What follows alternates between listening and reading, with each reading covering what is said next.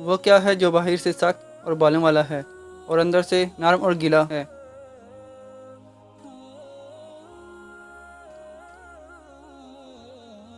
जवाब है नारियल।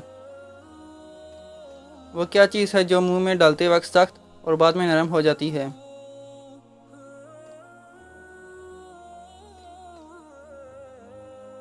जवाब है बबल।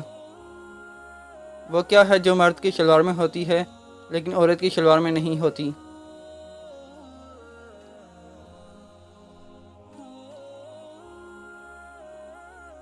जवाब है जेब।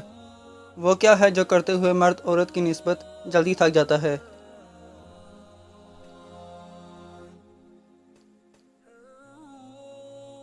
जवाब है खरीदारी।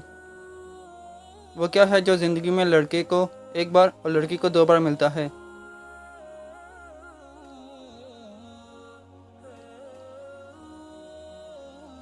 जवाब है सरनेम। वो क्या है जो किसी का बड़ा होता है, किसी का छोटा, किसी का सख्त होता है, किसी का कमज़ोर, मर्द औरत को आसानी से दे देता है लेकिन औरत मुश्किल से देती है?